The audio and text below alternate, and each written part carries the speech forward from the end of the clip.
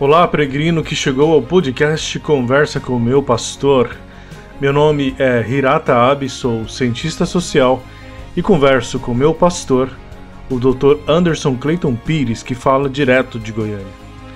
Falamos de maneira informal sobre assuntos do cotidiano, sociedade e da fé cristã. Acreditamos que a fé cristã pode curar as pessoas que estão imersas em processos adoecedores e que precisam ser diagnosticadas. Afinal de contas, o que nos adoece e como a fé cristã pode nos curar? A conversa é sempre boa, os temas são totalmente relevantes. Venha então para mais um episódio e que comece a cura.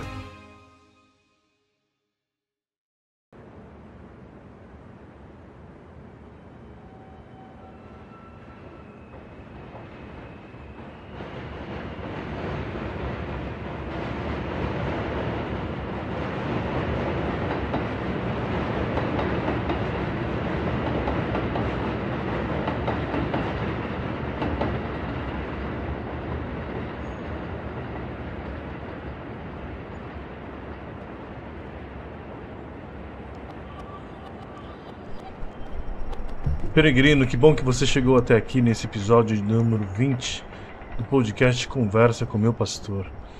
Esse será o último episódio desse ano e, apesar de não ter previsto, um dos mais terapêuticos do ano, com certeza. Baseado em seu artigo Pedagogia do Erro, pastor Anderson Clayton Pires mostra a face da nossa relação com a graça de Deus não compreendida e, por isso, não ensinada nos púlpitos do Brasil. Com certeza, esse episódio mexerá em tudo que você sabe sobre pecado e graça, te fazendo compreender a verdadeira pedagogia que está no cair e levantar de um cristão que mira caminhar na fé cristã, imitando um modelo de Jesus. Foram 20 episódios ao longo de 2024, um feito para mim que eu deposito nas mãos do Senhor e peço que Ele use para curar a fé de quem ouvir o que tem sido proposto. Voltaremos em janeiro de 2025, espero, com novidades. Aproveite e ouça novamente outros episódios. Que continue a cura.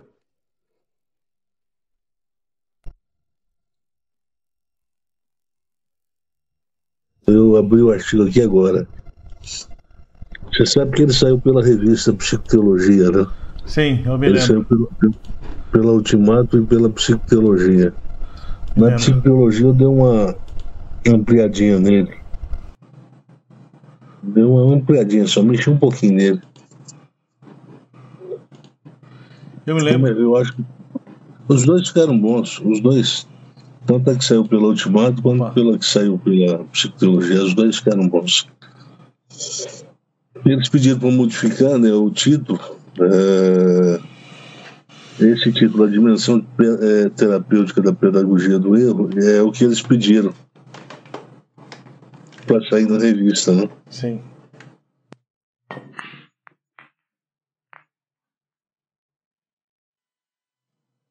Eu acho que eu mandei um vídeo para você que fala sobre, não sei se é um dos últimos. Eu mandei, não mandei? Sim. Mandei esse. E esse artigo aí faz um pouco reflexo do que foi escrito, né, no artigo. Eu gostei, esse artigo é um dos artigos que eu mais gostei de ler, viu, Rira? É mesmo? É um artigo muito bom.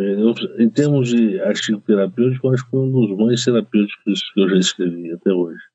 Eu também acho. Ele realmente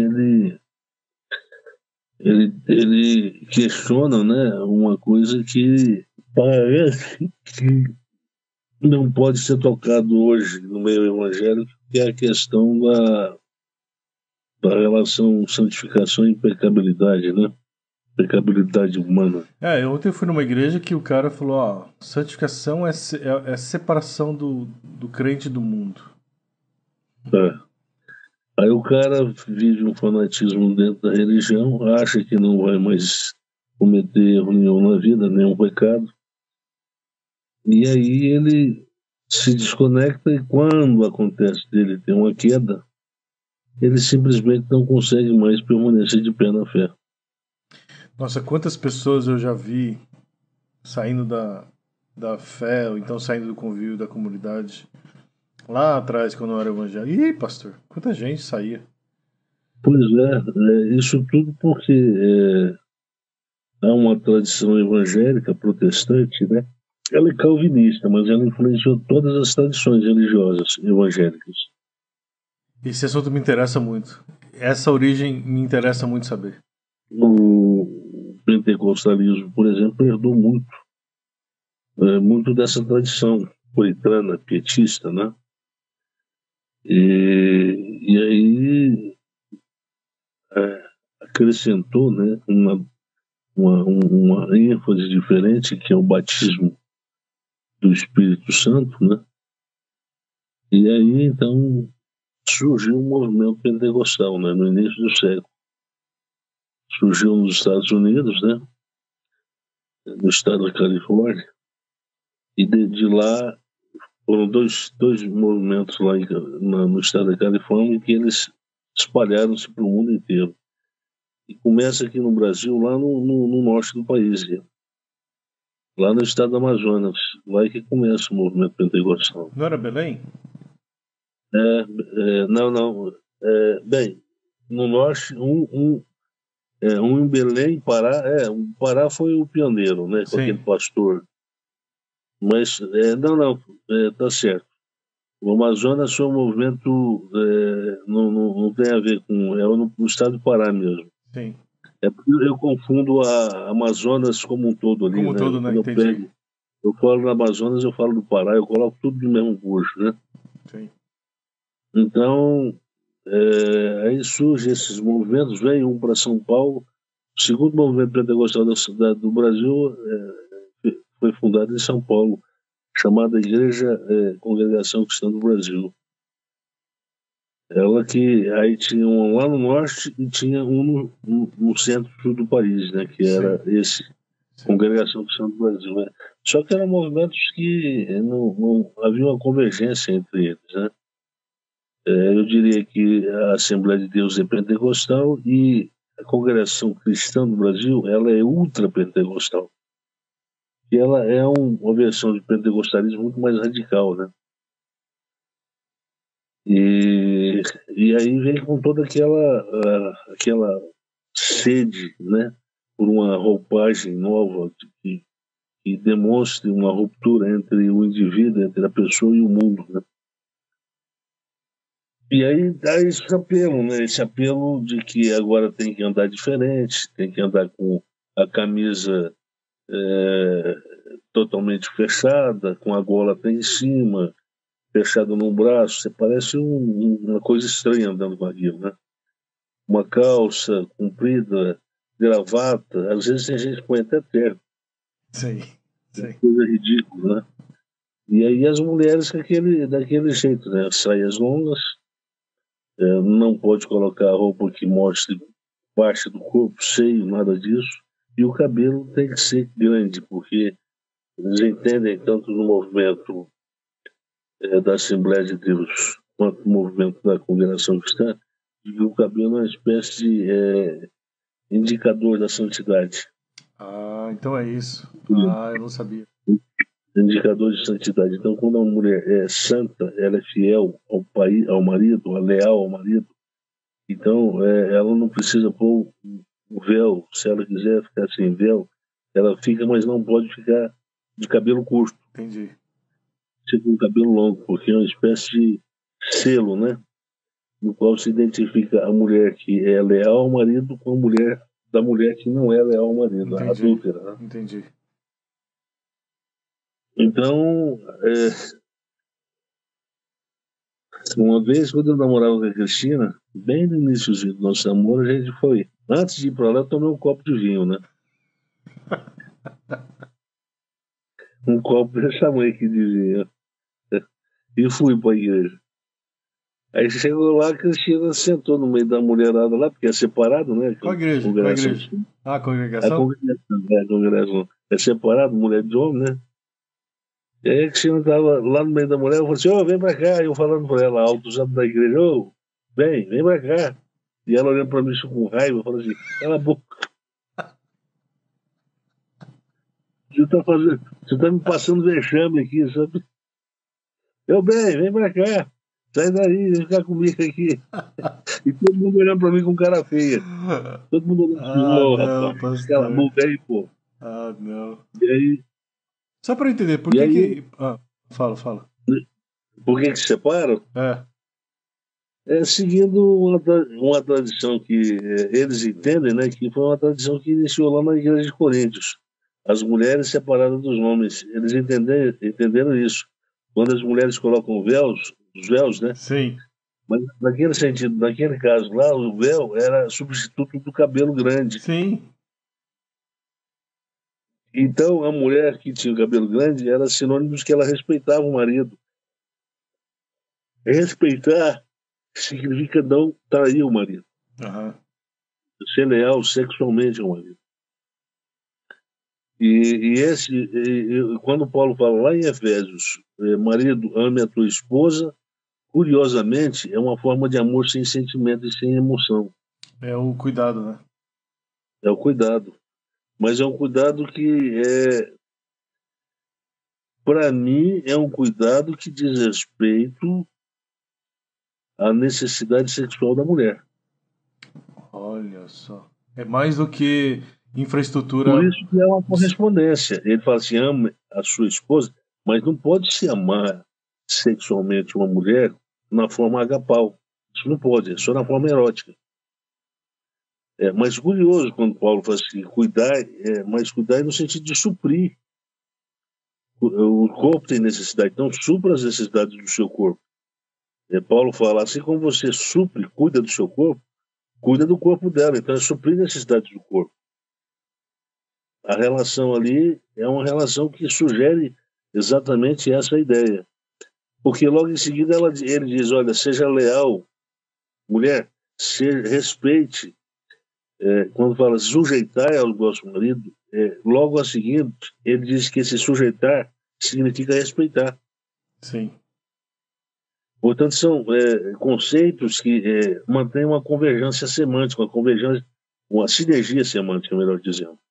Então, tudo converge para a mulher se sujeitar, se submeter. Toda mulher que tem o cabelo comprido é aquela que se submete. É o sinal de submissão à autoridade do marido. A expressão é a autoridade é exousia. Então, a mulher que está sob a autoridade, ela é submissa. E ela permanece leal, sexualmente leal ao marido. Aham. Por isso que diz respeite. Porque parece que havia na comunidade de Éfeso mulheres que estavam pulando fora. Estavam tendo relações extraconjugais. Opa. E aí, Paulo, respeite. Respeitar ali significa fobetai. Tenha um temor ao seu marido semelhante ao temor que a igreja tem pelo Senhor, pelo seu cabeça, o Cristo, né? Sim. Então, ali o Paulo está falando para o macho e a fêmea. A relação, é o casamento. Ali ele não fala para a família. Quando ele quer ampliar o leque, aí ele inclui os filhos. Sim. Mas ele está ampliando o leque. Na verdade, ele está apacentando, pastoreando, discipulando uma igreja de cristãos helênicos. É mais complicado um pouquinho. Eles são soltos, eles vêm do paganismo, mas... Eles não têm nenhuma orientação sexual sobre como viver uma vida na fé cristã. Sim, sim. A sexualidade romana, ela é promíscua. Ela é promíscua. Então, quando se falava de sexualidade, se falava na perspectiva de uma sexualidade ampla. Orgias se praticavam dentro de grandes salas. E aquilo era uma espécie de culto oferecido à deusa do prazer. Sim. Né? A deusa do prazer. Então, tudo isso aí, Paulo tem que...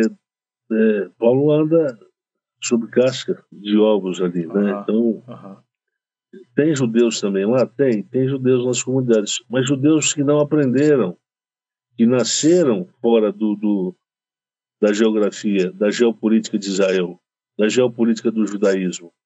Quer dizer, eles nasceram e cresceram dentro do ambiente helênico. Nem falar o aramaico eles sabem. Sim. Portanto, eles tiveram que ter contato. As cartas de Paulo são escritas em gregos, as cartas em grego. Por quê? Porque ele só pega comunidades que só falam o grego, não sabe falar o aramaico. E também não dá para comunicar no latim, né? A língua mais falada na época era, de fato, o grego, né? O grego koiné, né? Sim. Era a língua mais falada. Então, Paulo, ele se comunica através da língua e ele faz um exercício complicado, né? Porque ele traduz para o grego algo que foi ensinado em aramaico, né? Já é um exercício de tradução, Paulo, porque está fazendo uma tradução teológica. Uhum. Ele pega as tradições que haviam sido conservadas pela comunidade dos discípulos e tenta decodificá-la em uma linguagem teológica que possa ser suficientemente inteligível para o crente da comunidade helênica, que não tem acesso ao aramaico. Sim. Olha só o exercício do Paulo, né? E ele fez esse exercício que ele fez foi um exercício extraordinário, né? Mas, assim, então, esse conceito, esse tema, o tema da santificação, o tema do erro, né? O tema da cultura da aplicabilidade, da impecabilidade, todos esses conceitos eles estão na base de todo o movimento que nasce a partir do século XVIII, o pietismo, que nasce no século XVII, XVIII também, né? E aí, eu acho que o pietismo ele acabou influenciando, junto com a ética calvinista e com o movimento calvinista, ele influenciou bastante todos os outros segmentos do protestantismo. A Igreja Wesleyana, que vem logo depois, e aí vem todo um aparato religioso, né? Bem fundamentado em doutrinas, né? Em doutrinas eclesiológicas, né? Para mostrar a diferença em termos de administração política de cada comunidade. Então, a calvinista presbiteriana, ela se organiza e o modo de governo é assim, o batista é assim, o congregacional é assim, o menonita é assim, e aí vai desenvolvendo. Aí até chegar na metodista, né? Wesleyana, Uhum. e cada um vai se desenvolvendo.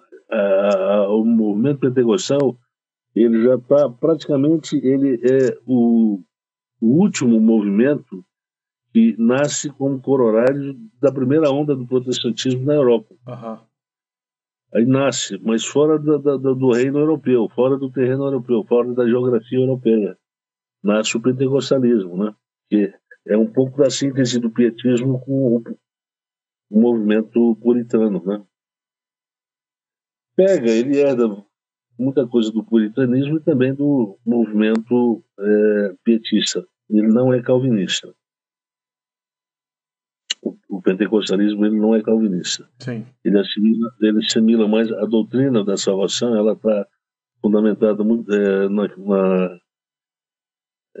num pensador, num teórico, num teólogo que é o inimigo, eu diria, foi considerado o inimigo dos calvinistas, né? Então, se o Agostinho teve o Pelágio como o inimigo, né, do debate teológico, o Calvino teve o Armínio, né, que foi praticamente a pessoa mais importante com o qual ele se debateu, porque eles falaram muito sobre a questão, a doutrina da salvação, né, e havia a questão da santificação, quer dizer, o crente, quando ele é salvo, ele tem que manter uma vida santificada, porque sem a santificação ninguém verá Deus. Eles diriam isso aí.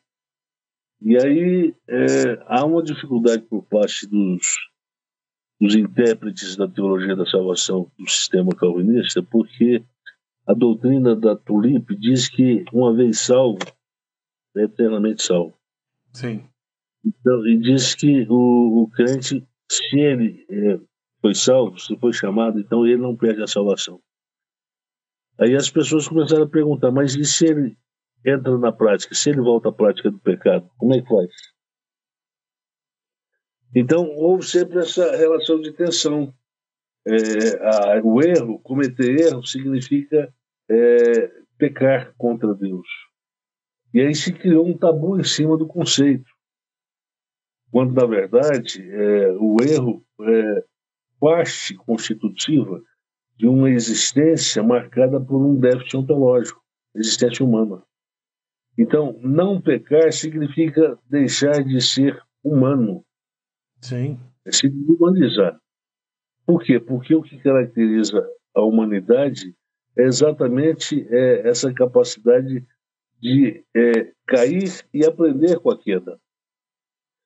E o processo de santificação é isso, esse modelo de condução do espírito que atua na nossa consciência, nos convencendo da verdade, né? A verdade acerca do que fazemos e somos, mas também é para confirmar algo que é mais importante, né? Que quando caímos não significa que nós perdemos a salvação. Houve muito debate em torno disso aí. Quando se cai, se perde a salvação, se cai da graça, né? Houve muito essa discussão.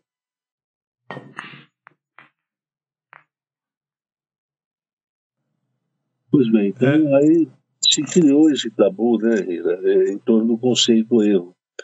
E aí toda vez que se fala de erro, se pensa que está falando de pecado, né? Ou de pecabilidade, né? Uma marca da pecabilidade humana. E tanto é que eles definem o conceito hamartia, no grego, de errar o alvo. O alvo não atingido. Ou seja, dando a ideia de que quando não se atinge o alvo é porque erra o alvo que era para ser atingido. Então se pecabiliza o conceito, quando na verdade o conceito erro é uma marca da nossa contingência. A marca da nossa contingência que é determinada pela falibilidade. Sim, sim.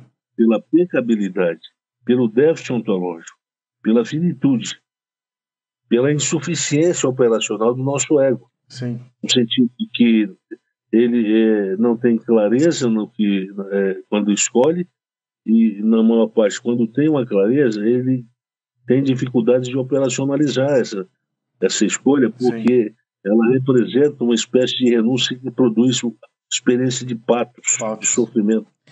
Por isso que a expressão cruz, ela tem um sentido ético. Tome a sua cruz. Né? Então, tomar a sua cruz significa aceitar que certos impulsos do ego, eles devem ser peremptoriamente negados. Sim. Mas produz um sofrimento. Por quê? Porque é uma espécie de renúncia a um prazer, a um tipo de prazer.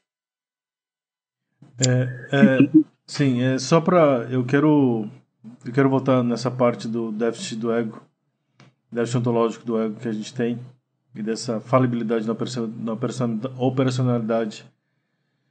Mas eu gosto muito de...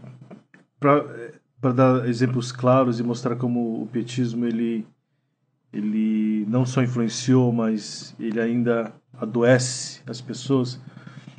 Porque assim, quando o pastor fala que cada denominação estabeleceu para si cabedais doutrinários modo de vida, né? E acaba gerando interpretações particulares de cada doutrina, de cada igreja, assim, comportamentos, por exemplo.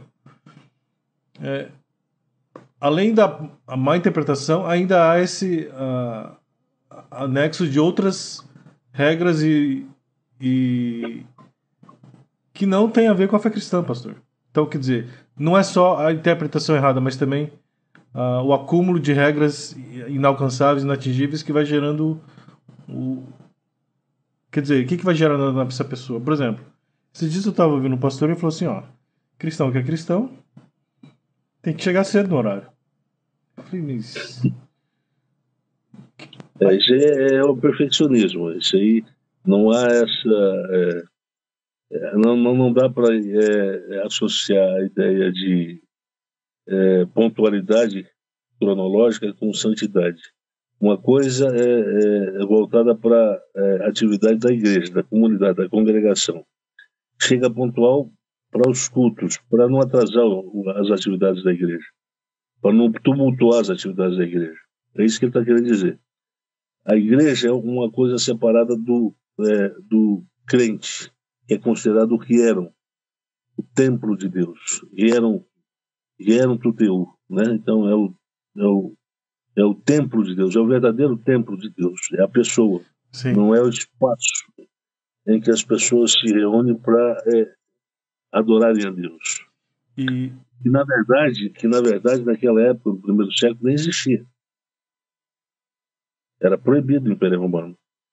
Se alguém levantasse a igreja, o imperador pegava uma tropa de soldados e ia lá e derrubava e destruía tudo.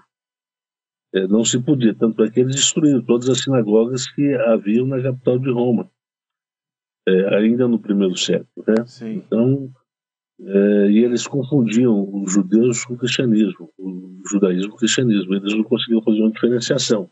Eles achavam que o cristianismo, esse novo movimento, era uma espécie de movimento radical do judaísmo, semelhante ao movimento que nasce com os macabeus, né? Tá. Movimento político, rebelde, etc. Tal. E eles tinham muito medo disso crescer e proliferar no Império Romano e provocar o enfraquecimento político do César. E, Então, e assim, além desses, como é que eu posso dizer, dessas regras adicionais, é verdade, pastor, que os líderes petistas eles adicionaram essas regras de comportamento para controle da populacional entre eles, assim, para que o crente ele não se desviasse, entre aspas. Então eu ele, diria que eu diria, eu acho que dentro do pietismo isso acontece, mas eu penso que isso não era tanto para controle, no sentido sociológico que a gente entende hoje. sim, Era para controle, mas eu diria controle moral, né? Não social, mas sim, controle moral da vida do crente, no sentido de que a preservação da santidade se dá pelo isolamento, aham, a alienação social. O crente, para garantir a sua santidade, o seu status de santo, ele precisa estar alienado socialmente, afastado da sociedade, da convivência social, porque se entendia, numa versão mais johnsoniana, né, de que a civilização que está expressa no espaço urbano, na cidade, nos grandes conglomerados, quer dizer, essa cultura dos grandes conglomerados, elas é que contamina a pessoa. Então, foi política de afastamento, foi por isso que o movimento dos essênios, que nem é mencionado, ele existe, ele é contemporâneo do Novo Testamento, mas ele não é mencionado no Novo Testamento. Eles vão para o deserto, eles vão lá para o deserto viver. No deserto e desenvolver a sua espiritualidade lá, né? Hira, a expressão, aí, Hira, essa noção, ela trouxe muitos problemas lá no primeiro século, no primeiro século já. Porque havia essa noção de que a pureza se dava pela abstinência de valores que eram cultivados nos modos de vida dos grandes conglomerados. Então, os valores desse século são os valores que noduam a santidade, né? E o Paulo diz que, na verdade, se a gente entende que o contato com a cidade, o contato com a civilização, se é aí que a gente contamina a nossa identidade como cristãos, então a gente, na verdade, teria que sair da Terra e mudar para outro planeta. Ele usa uma expressão, uma figura de linguagem bastante sarcástica, irônica. Na verdade, veja bem, quando se fala de obras da carne, por que os gregos tinham dificuldade de aceitar a ressurreição? Porque quando Paulo fala da ressurreição, ele associa esse fenômeno da fé cristã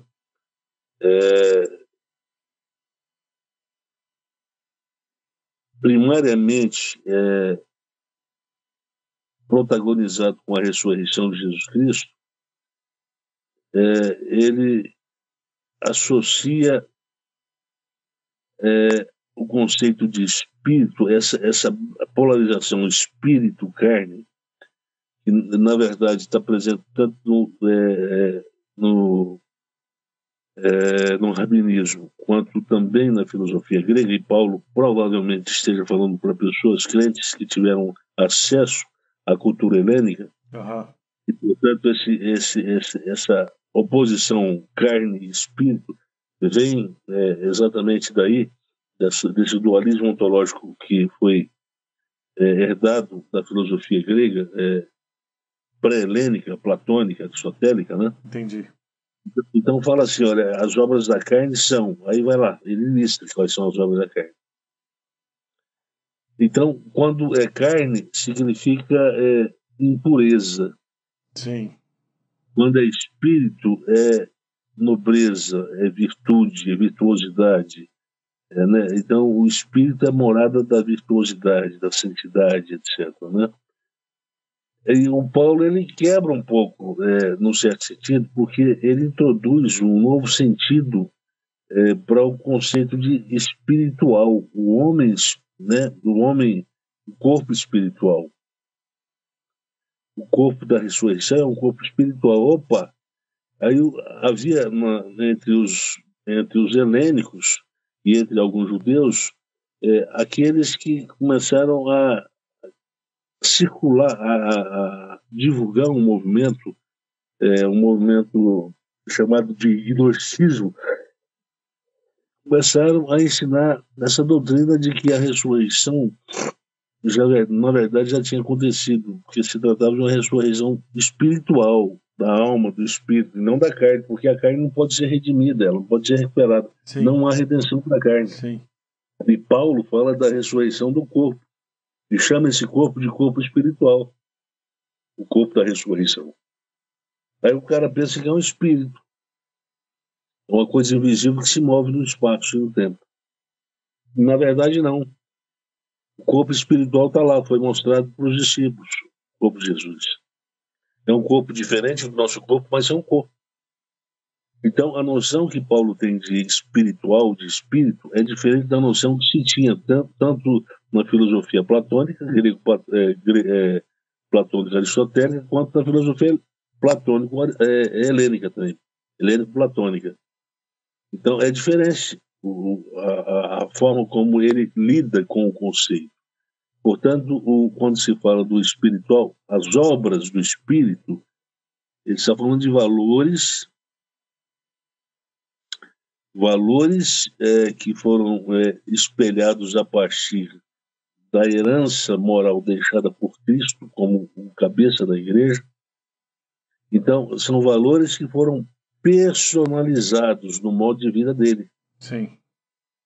Então, esses valores, eles devem ser importados e devem ser considerados uma espécie de holofote. Holofote para nos guiar na escuridão do mundo. Então, é com aqueles valores que somos guiados na escuridão do mundo. Veja bem, são valores espirituais, porque eles, nesse caso, são valores que contrastam com os valores da carnalidade. Entendi. Não que a nossa carnalidade produza os vícios, propriamente, né? Porque o problema é mais psicológico. Tanto é que Paulo usa a expressão homem psíquico no grego. Olha só. Quando ele fala do homem carnal, do homem mortal, a expressão no grego é homem psíquico, né? Quer dizer, essa dimensão é uma dimensão que não só não foi compreendida pela grande parte da liderança evangélica brasileira, como eles não quiseram entrar, eles não quiseram levar isso. Não sei se foi por desinteresse ou se foi por ignorância mesmo. Ô, pastor, eu vou te falar uma coisa, eu nunca ouvi isso que você está falando. Né? Pois mas isso está lá. O problema é que Eu acho que o pessoal ou não quis ler ou não entendeu. Se leu, não entendeu, né? Então, o que faz a diferença, e um grande teólogo que mostra e faz uma exegese muito bem feita desse capítulo 15 de Coríntios, é o Pannenberg. Sim. O Pannenberg foi o grande teólogo que fez uma interpretação mostrando que em Paulo o homem espiritual não significa homem espírito desencarnado. Não é isso aí. A promessa da ressurreição é para o corpo e não para a alma. Entendi. A redenção é para o corpo e não para a alma. A redenção, eu estou dizendo, a imortalização da vida. A imortalização da vida. Então, o que é mortal? O mortal é o corpo. O espírito volta para Deus. O espírito morre na morte. E o que precisa ser imortalizado? O corpo. O que precisa da salvação? A salvação diz respeito a uma condição produzida pela queda. Uma condição de vulnerabilidade. Isso é da pessoa. Isso não é do corpo. Então, quando ele fala obras da carne, carnalidade, ele tem que ser associado a essa carnalidade que foi passado. A expressão que ele usa no grego é corpo da morte. Corpo da morte. Ele usa lá, quem me livrará desse corpo mortal, desse corpo da morte? Né, o Paulo. Então, veja bem que ali ele fala, o capítulo 7 de Romanos, ele não está falando sobre o comportamento do corpo, mas sobre o comportamento da consciência da pessoa humana. É disso que ele está falando. Ali ele não está mostrando a relação de corpo com espírito, mas da consciência da pessoa. Portanto, é uma pessoa com nome, sobrenome, com relação, com parentesco, com profissão, com endereço. E aí que entra de volta aquilo que a gente estava conversando sobre a capacidade que a fé cristã nos dá de... que é essa interpretação que o pastor está dando de pedagogia do erro, que é de nós podermos fazer as melhores escolhas e podermos caminhar nessa... Uma coisa... Sim, pode falar, Hira. Não, pode falar. Uma coisa é a pecabilidade. Pecabilidade é um conflito existente entre a vontade e as alternativas que essa vontade tem diante de si. É um conflito que foi produzido pela a natureza humana pós-queda. É uma natureza ambivalente, é uma natureza que revela uma espécie de liberdade ambivalente, uma liberdade pendular, uma liberdade que mostra-se em conflito diante de duas possibilidades: a obediência a uma lei que sempre cobra a resiliência, a resignação e, portanto, uma espécie de experiência de dor, de sofrimento, de patos, porque quando você se resigna para obedecer à lei, você nega a sua própria vontade. A lei é a heteronomia. Daí, toda a heteronomia se opõe à autonomia do meu eu. Isso está claro, isso aí, né? Se ela se opõe à autonomia do meu eu, significa que ela produz um grau de sofrimento. E existe a outra expressão da minha liberdade ou da minha vontade, que o uso da liberdade baseado no princípio da satisfação dos sentidos. Esse está associado à cultura da sensação. Porque por que nós viciamos em sexo? Por causa da sensação de prazer que o sexo nos dá. Por que nós viciamos nas drogas? Por causa da sensação de prazer que as drogas nos dão. A experiência de êxtase que as drogas nos dão. Por que nós viciamos em pinga?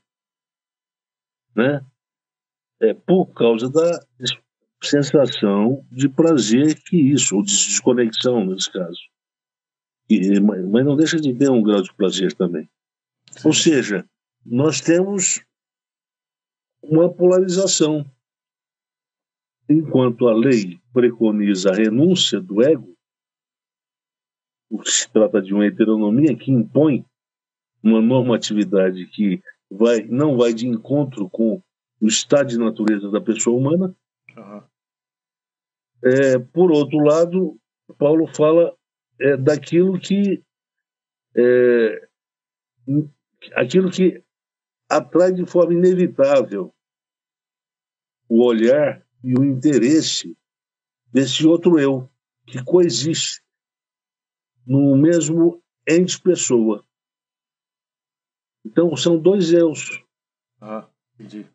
conflitando, né? Conflitando. Na verdade, são três eus, né? Existe um eu neutro que vive o conflito entre dois outros deus. O eu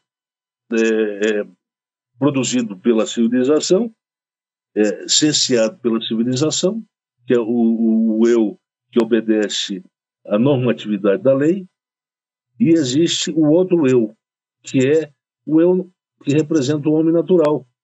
Ele é pré-civilizatório, ele é pré-legal, pré-lei, pré-ético. Sim. Então, ele vive de sensação, ele é natural. É o que o Freud identificou lá. A natureza,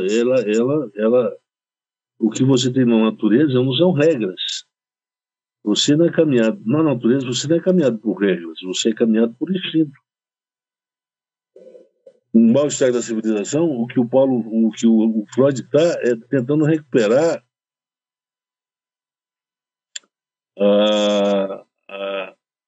a liberdade desse ego primitivo. Essa liberdade tem a ver com o retorno ao seu estado de natureza, que é pré-civilizatório. Então, veja bem, quando Paulo fala, é lógico que o Freud vem depois do Paulo. O Paulo não tem como usar a linguagem freudiana, né? Mas o Freud usa esse trinômio, essa teoria dos três eus do Paulo, que não está claro, mas pode ser deduzido. Por quê? Porque existe uma lei que diz não cobiçarás, e existe uma outra disposição que Paulo diz que milita contra as leis essa lei do Paulo, do Moisés, milita contra as leis do meu corpo. Ele está falando de um eu natural, um eu instintivo, um eu que se orienta por uma liberdade instintiva, que é uma liberdade baseada no pressuposto da satisfação de prazeres, satisfação de sensações relacionadas ao prazer de viver. Esse é mais fácil, porque esse combina com sua instintividade. Não há regra, não há uma heteronomia, não há uma coercitividade. Sim. Ninguém te obriga a fazer o que você não quer. É o seu próprio estado de natureza que te conduz. Só que, do ponto de vista da teologia da salvação, ou da queda também, essa disposição ela se tornou um problema, porque ela cerceou a liberdade. Porque a liberdade ela passou a ter uma tendência de obliterar esse lado instintivo da natureza humana e tornar o homem uma espécie de eu obediente, eu submisso à lei. E isso não funcionou para o judeu. Por isso que Paulo diz, olha, não houve redenção através da lei. Não funcionou para o judeu. Por isso que os adventistas, os judeus, falam só do sábado. Toda a lei de Moisés se resume em obedecer ao sábado. Mas aí o sábado é fácil. Quero ver. Obedecer ao sábado. Agora eu quero ver não cobiçar. Eu quero ver não adulterar. Ou, sobretudo, não cobiçar. Esse é que é o problema. Quando o tema da cobiça vai para Jesus, o tema do adultério vai para Jesus, Jesus trabalha na perspectiva da cobiça. O adultério acontece já na cobiça. E é de qualquer homem para qualquer mulher. Sim. Não é reduzido como é na antropologia bíblica do judaísmo, não. Antropologia bíblica não, a antropologia do judaísmo é diferente. Então Jesus amplia o leque de compreensão do conceito de adultério e mostra o tão frágil que ele é. Por quê? Primeiro porque a lei foi escrita só para o judeu. Só para o judeu. Não foi escrito por helênico, não foi escrito por romano, não foi escrito por babilônico. Ah, mas a lei ela tem um valor universal, vale para todos os homens, sim. Mas ela foi escrita para ser obedecida para o judeu que estava saindo do Egito para se transformar em uma nação. É um estado ali. E se transformou. Agora, como é que ela vai se reger? Como é que ela vai existir como sociedade? A partir da lei. Para ela não se destruir, ela vai ter que obedecer à lei. Então, a lei tinha essa finalidade de autopreservação da própria sociedade, ou da unidade social. Veja bem que o Paulo vai já para uma direção bem complicada para o judeu, porque ele diz, olha, a pergunta que se faz para o texto de Paulo é se é possível viver sem cobiçar. A resposta subentendida, de forma lógica e concatenada, não é possível viver sem cobiçar. Aí entra a interpretação do pastor sobre o déficit ontológico que cada um de nós vivemos. Exatamente, o déficit ontológico. Então, o déficit é isso, é porque a liberdade, na sua característica pendular, ela tem uma tendência em satisfazer mais as demandas do eu natural, o eu instintivo, do que o eu civilizado, que obedece prescrições e normas de uma sociedade que descredibilizou a seriedade moral da pessoa humana não orientada pela lei. Olha só. Olha, o homem, quando não é orientado pela lei, ele não vale nada. Não adianta, não acredita nesse cara. O homem natural, esquece, ele é instintivo, ele é brutal. Ele está pronto para matar. Não matarás. Então, para ele não matar, então tem que ter o rigor da lei, para obrigá-lo a não fazer, a não descumprir. Porque, do contrário, se todo mundo passa a matar todo mundo, acabou. No instantinho, a sociedade acaba. A civilização acaba, né? Então, veja bem que a civilização, ela também tem um lado sombrio, porque já existe o mandamento não matarás, mas, ao mesmo tempo, cada civilização, desde a Filisteia,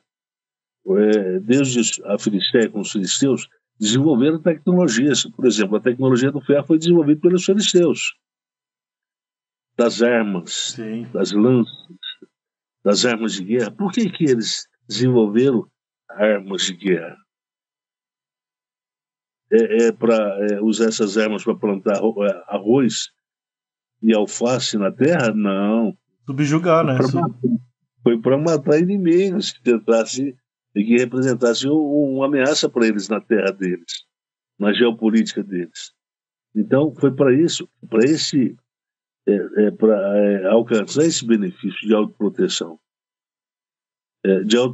geopolítica, né? Então, veja bem, Ira, Paulo é um cara que está muito avançado, ele está lá na frente, ele está em relação a essas dificuldades que aparecem à medida que se lê a lei de Moisés.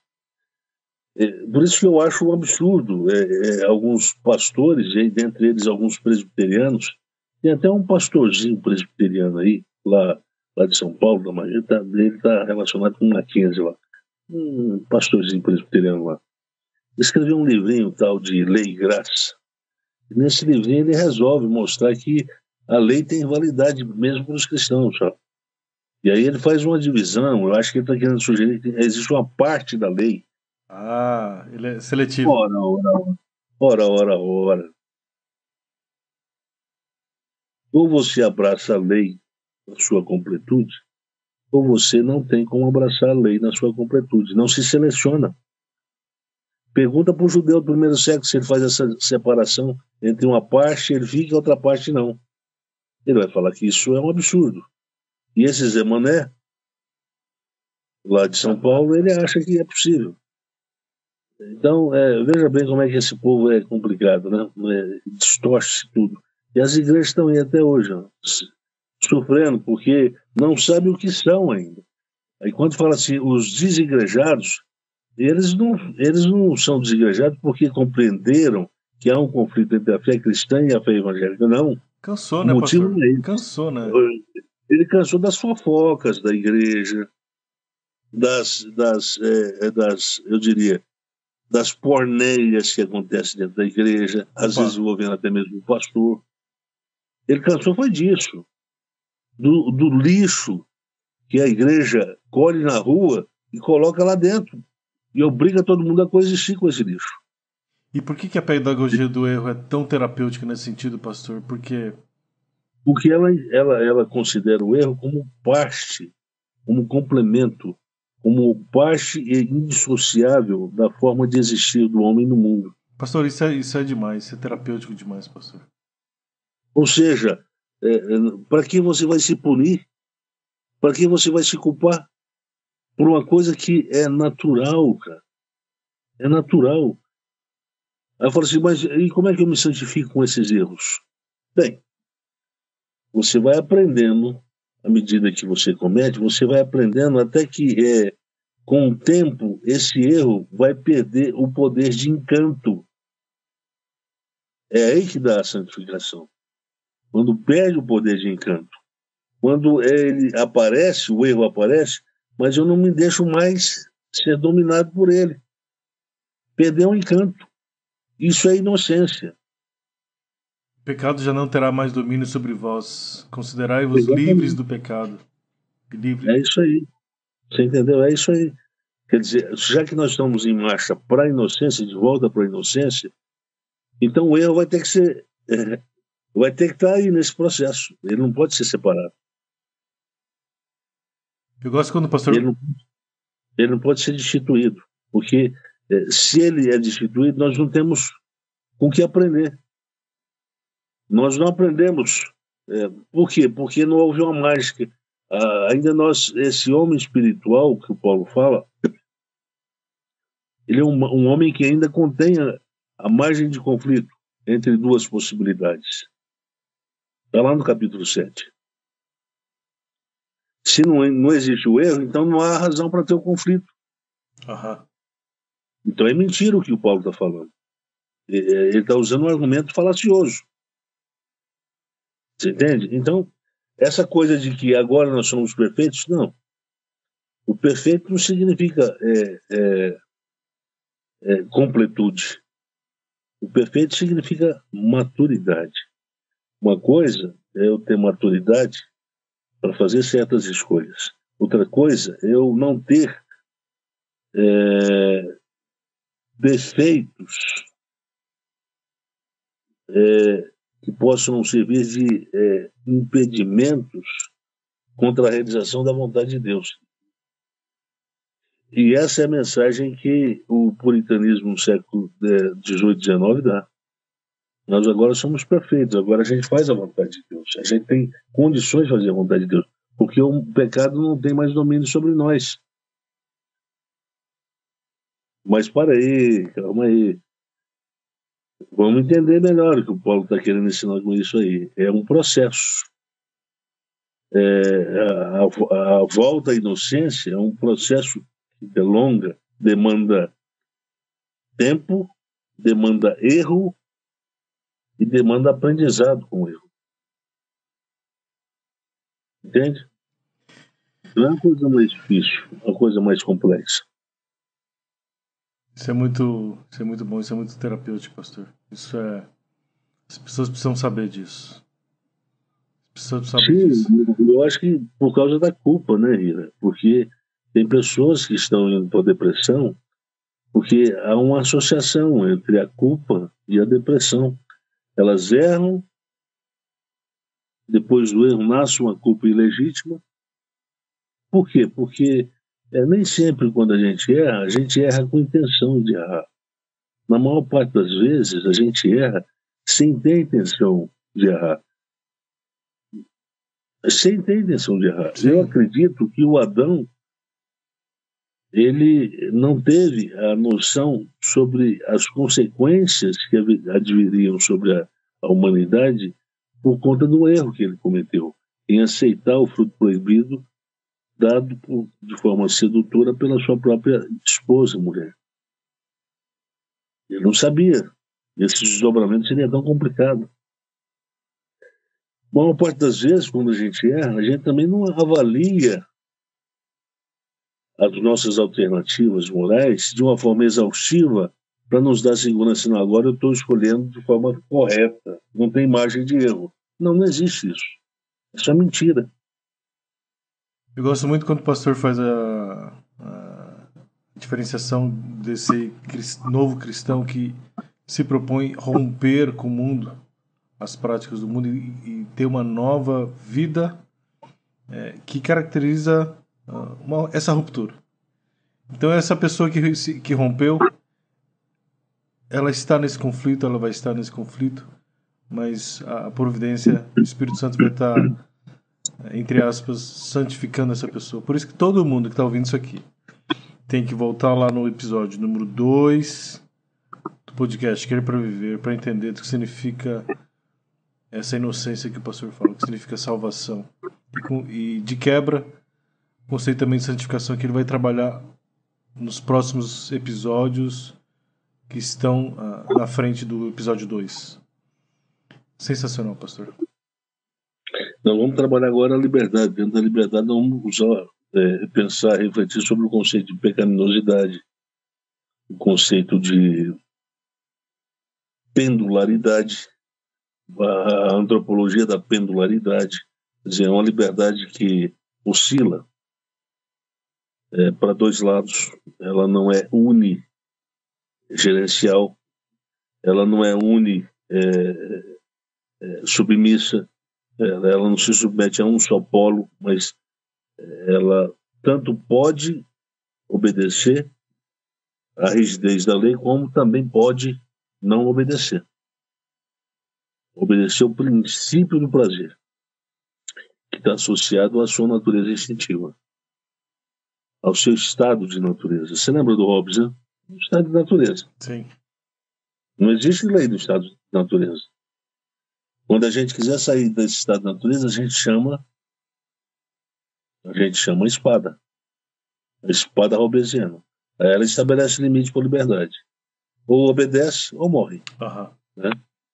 Essa é a linguagem da lei, da legalidade. E a cultura da lei, ela está associada ao início desse processo de civilização.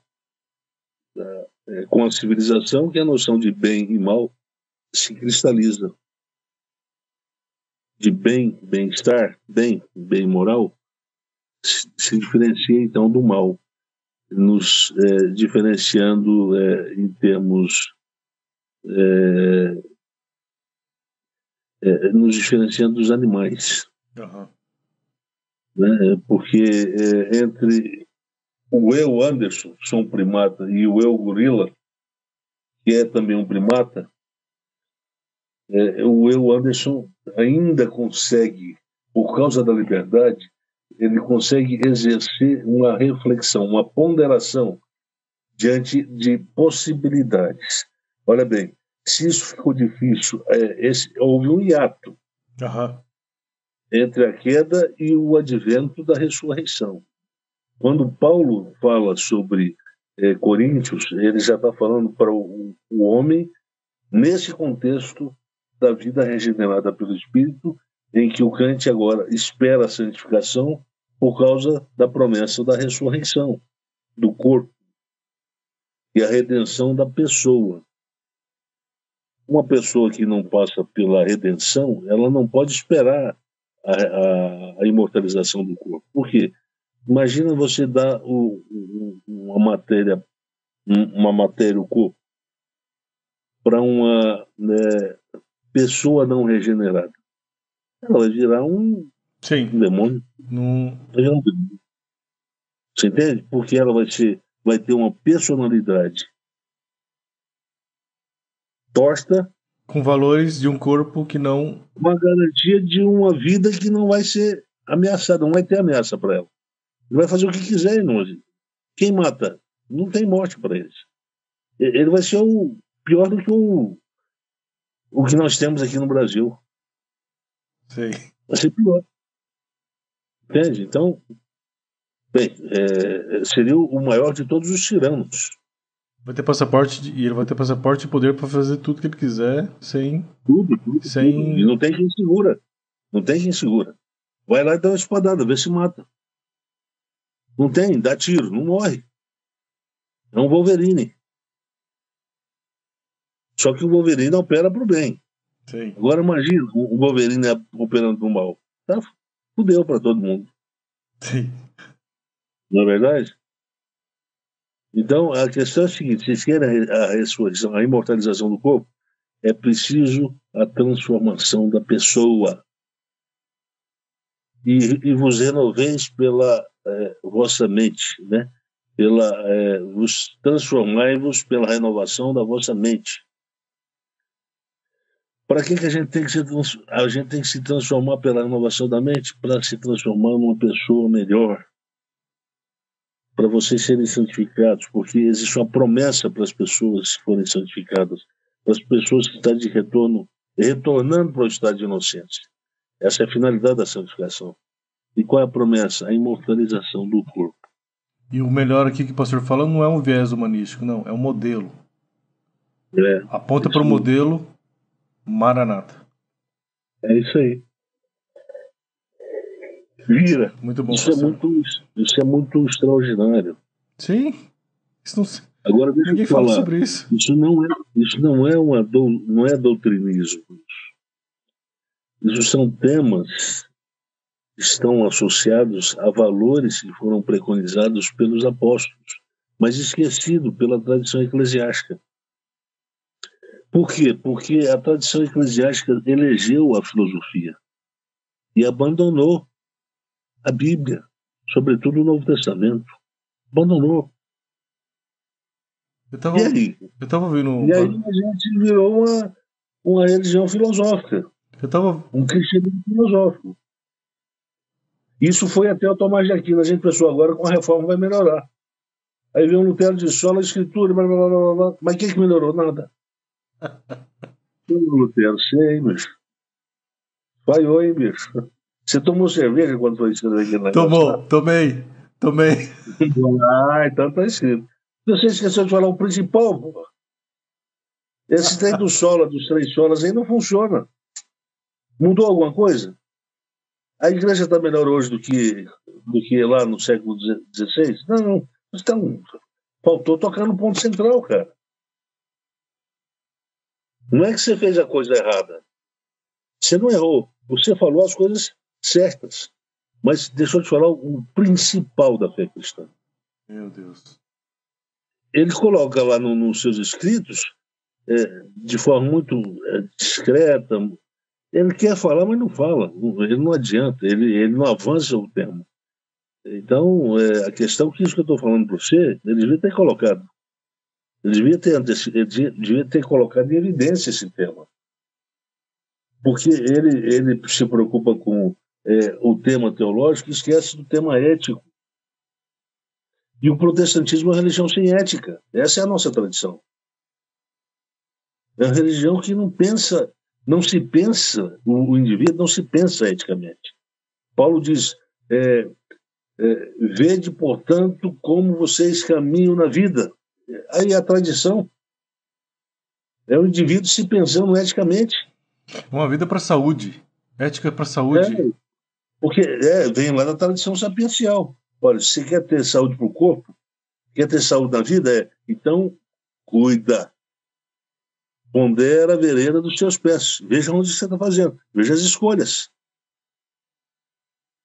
Porque quando você adoece, a doença não cai de paraquedas, meu filho. É uma construção. Que tem o primeiro degrau, o segundo, o terceiro, o quarto, até chegar ao 100. E é isso aí que o Paulo está chamando a atenção. Então, se você está dormindo, desperta a tu que dormes. Levanta dentre os mortos. E Cristo te mostrará a direção. Iluminará é mostrar a direção. Direção para saber o que fazer na vida. Uhum. Para saber fazer a escolha. Então, eu diria para aqueles que estão nos ouvindo, isso é a fé cristã. Isso é fé cristã. E o desafio é o seguinte, é isso que está sendo pregado? Eu duvido. Não, pastor, não. Então nós estamos órfãos de uma reflexão ética. E sem a reflexão ética, a gente vai caminhar feito tolos na vida. Manchados pelo pecado. Não pelo erro. O pecado pressupõe um erro, mas nem todo erro é um pecado. Sim. Entende a diferença? Entendi, não. Com a pedagogia do erro, ficou claro isso agora. O erro é a marca do nosso déficit ontológico. É a marca emblemática. Quer dizer, a gente não tem como viver sem. Porque seria uma forma de também descaracterizar, do ponto de vista determinante, a nossa própria identidade como ser humano, como pessoa humana. O pecado não, o pecado pode ser evitado. E o justo juiz. Vai e não peques mais. E o justo juiz sabe disso, ele entende dessa nossa condição, pastor. E aí, no caso, há uma mudança sobre o significado de pecado, né? O autor do Novo Testamento, João, ainda talvez influenciado pela tradição hebraica, né? Pelo hebraísmo, ele diz que ele é influenciado, ele diz que o pecado é um ato de transgressão da lei de Deus. Só que a lei de Deus não tem valia para a comunidade cristã. Então é uma força de expressão, porque o judeu estava acostumado a viver pela lei. Só que em Cristo não há lei para ser seguida. Não há lei para ser seguida. Ele é a própria lei. É só viver como ele viveu. Entender o que ele ensinou e fazer o mesmo. Se querem chamar isso de lei, meu Deus do céu. Faz isso não. Olha a leveza de Jesus. Pega uma mulher em flagrante adultério na praça, na rua, e fala assim, olha, cadê os seus acusadores, seus condenadores? Eles foram todos embora. Eles não te condenaram? Não. E nem eu tampouco. Só que eles não condenaram porque Jesus colocou eles no estado de... Checkmate. Checkmate. Jesus não está sob a situação, a condição de checkmate. Não está sob essa prensa. Ele perdoa porque ele ama, porque ele é misericordioso, sobretudo porque o critério que ele usou ali foi o critério da justiça, para avaliar a condição não da mulher, mas de todos envolvidos na situação. Sim. A situação envolvia tanto a prática do adultério quanto a prática da acusação contra quem adulterou. Aí fala assim, você guarda o sábado? Guardo. Mas você cobiça? O que o senhor está falando aí? Você cobiça? Aí o senhor está jogando baixo com a gente, né? Está jogando baixo. Pô, aí também não, aí exige demais do ser humano. Né? Aí eu tinha um pastor da igreja que falava isso. O que esperar do ser humano? O que esperar do homem, né? Ele falava, era um cara que é bobão, está lá em Brasília agora. Meu Deus do céu, como o cara era bobo. E achava que era inteligentíssimo. E com esse argumento ele estava resumindo a fé cristã, né? O que esperar de um pecador como ser humano? O homem é um pecador, né? O que esperar de um pecador? Eu falei assim, não, meu filho, do senhor eu não espero nada. Aliás, eu espero até o pior. Agora, isso não é regra. Só quando se aplica para você. Quando aplica para um outro, não. Tem gente boa aí. Tem gente boa que está caminhando em direção ao bem. Sim. E que não usa esse argumentozinho aí, que esperar do pecador, porque esse argumento é para justificar, é como todo calvinista faz, justificar a autoanulação do ponto de vista da cobrança ética para se fazer o que é justo na vida, o que é verdadeiro na vida, o que é o bem na vida. Você sabe o que é fazer o bem? Sabe. Então faça. Você sabe o que é fazer o justo? Sei. Então faça. Ele não está pedindo para você obedecer à lei, mas caminhar em justiça é outra coisa. Sim. Jesus caminhava em justiça. Por isso que ele não julgou a adúltera. Se ele fosse um legalista, ela tinha morrido de pedrada ali. Então, há uma diferença gritante entre uma coisa e outra.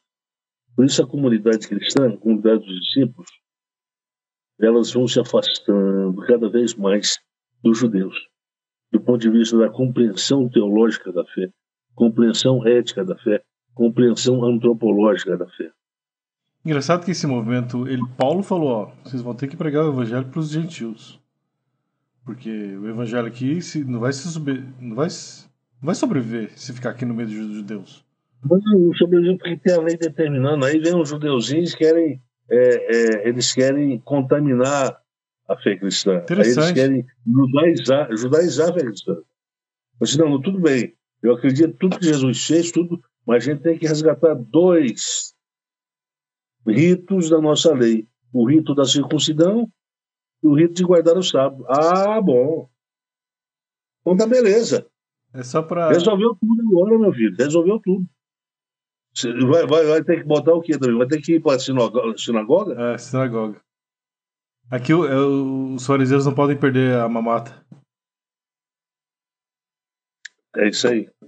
E essa cultura de ficar rico com o tempo... Ainda tá, né? Ainda tá aí, ó. Tanto com os católicos quanto com os protestantes evangélicos. Aí. Mas só quem fica rico é quem está no topo. E quem está na base pode dar dízimo à vontade que não vai cair. Dá dízimo, dê tudo que você tem. Pode dar oferta sacrificial, pode fazer o que quiser. Ele não vai ficar rico. Pode acontecer acidentalmente, né? Alguma coisa assim, não, ele melhorou de vida e tal, mas não vai ficar rico igual o Macedo. Não, a teologia da prosperidade funciona facinho para os caras que estão lá no topo. Aquela pessoa que está de baixo é difícil, eles não sabem o segredo, o caminho. Pois é, quando saiu aquela lista dos líderes religiosos mais ricos do Brasil, e colocou lá o Bispo Macedo como primeiro, cara, ele falou, não tem problema, eu gosto disso aí. Para mostrar que quem serve a Deus é próspero, tem que ser próspero. Tem que estar os mais prósperos, tem que estar entre os mais prósperos. Eu falei assim, é isso aí, cara. Segue o seu caminho. Lá na frente a gente vai ver. Vamos ver. Quem é que fez essa parada? Né? A questão é que a gente não vai parar para brigar, porque isso não vale a pena mais. Eu não estou afim de brigar com o evangélico. Eu sou um evangélico. Num certo sentido, eu sou evangélico. Eu sou um cristão. Mas eu vivi boa parte da minha vida da igreja evangélica. E eu não vou negar isso. Eu gosto dos evangélicos, eu gosto da igreja. E considero eles meus irmãos. E não gosto que falem mal deles. Quando fala mal deles, eu brigo. Eu defendo.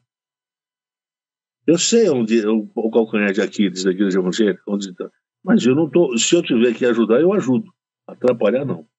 Destruir, não. Sim. Eles precisam da ajuda. Eles não precisam de alguém para dar pedrada neles, não.